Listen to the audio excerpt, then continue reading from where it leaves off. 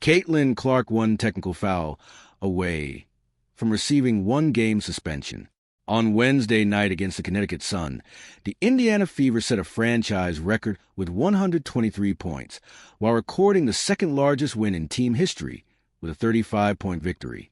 Indiana was 3 points shy of the WNBA record for most points in a game, and Caitlin Clark's 27-point, 11-assist performance moved her into sole possession of fourth place for the most points/assist double-doubles in WNBA history.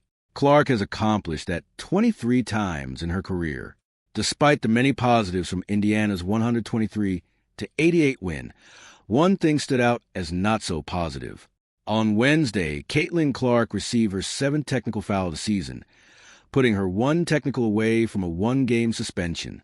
The technical occurred with under a minute left in the third quarter when Indiana led by 28. As Clark began dribbling across the top of the key, she was guarded by Connecticut Sonia Rivers and then fouled by Olivia Nelson-Ododa. After the reach-in foul, Clark and Rivers began jawing at each other, and both were assessed technical fouls. She said she was locking me up, so I said, "Scoreboard," and the ref didn't like that. Clark said jokingly. The Fever hold a 17-10 record entering the All-Star break and have 17 games left on the schedule. Clark said she won't let the possibility of a future technical affect the intensity she brings to the court. "I'm never going to back down," Clark said. "That intensity and that fire are what make me me. I also know my team needs me, so it's about finding a good balance. But I don't think I'm going to be playing with that in the back of my head. I don't think that might hinder my play."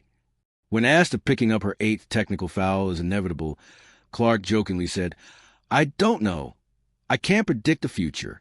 You got to ask a magic 8-ball. Clark is still on a minutes restriction as she manages a lingering back injury, but that hasn't slowed her dominance this past week.